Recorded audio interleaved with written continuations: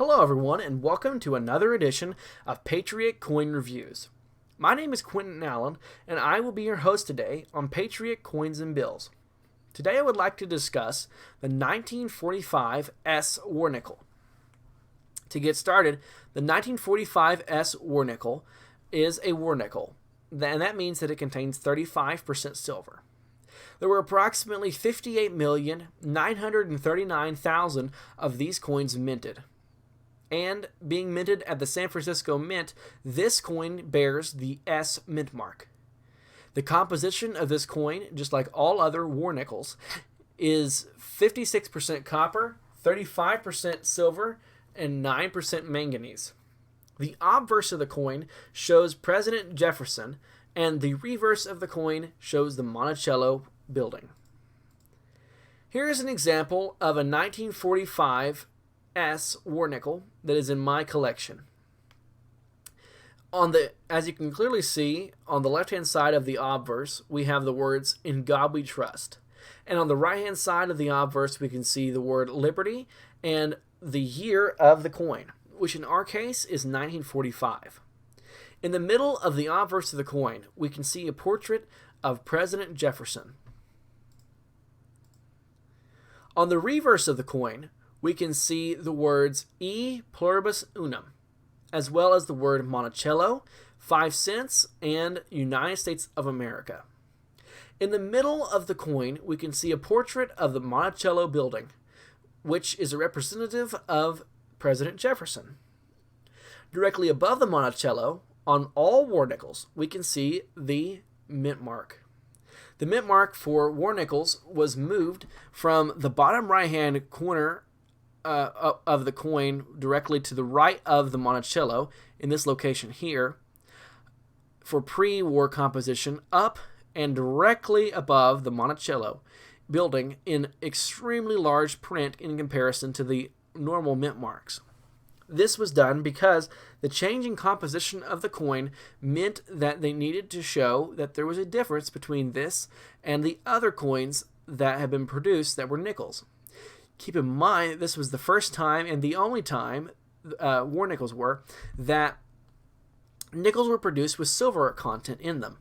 All other nickels do not contain silver, and instead they contain a copper nickel content that it does not contain silver, obviously.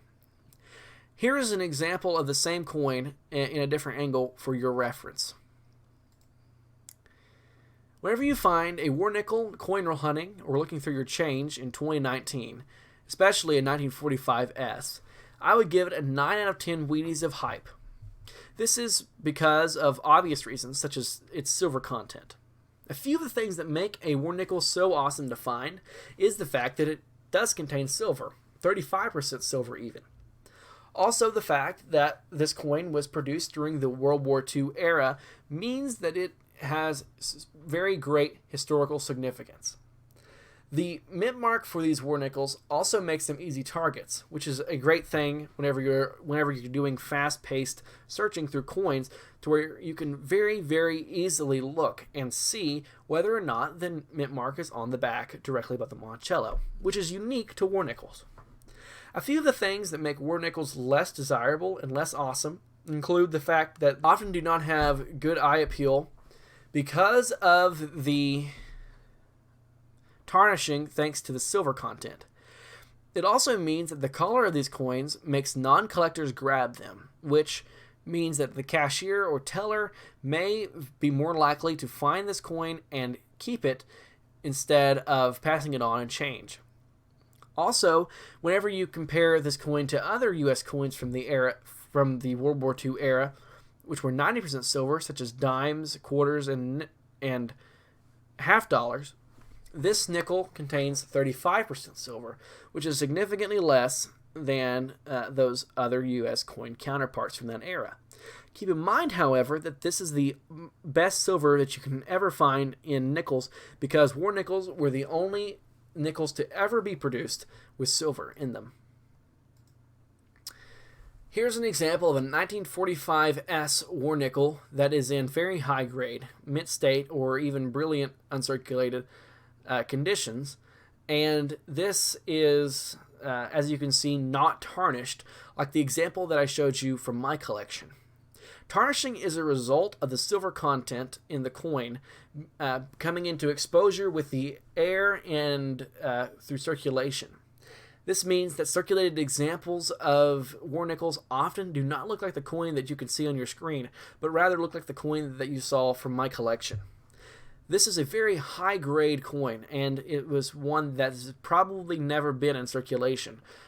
It has been well preserved, and it has been put into containers to keep it from getting tarnished. And as you can see, it looks just like a normal coin, a normal nickel, except for the fact that it has an S directly above the Monticello, which is the mint mark, instead of to the right or on the front of the coin.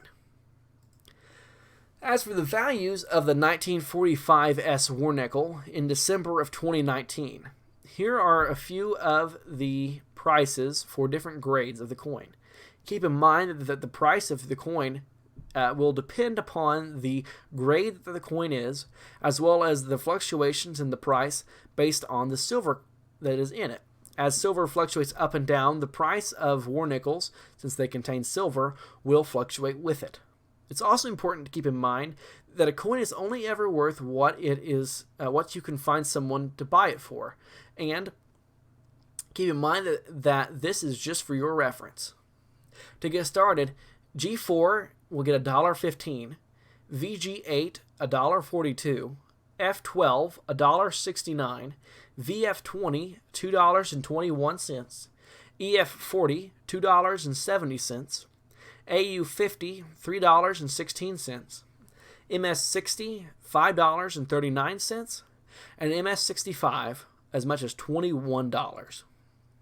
So I hope that you've enjoyed today's video and that you've learned something from it. If you have, please consider subscribing and hitting the bell icon so you won't miss any of my future videos. Also, consider liking, commenting, and sharing this video so that the YouTube algorithm will be more likely to recommend this video to others to help me be able to grow this channel and to be able to make more future videos like this. Thank you, and have a great day.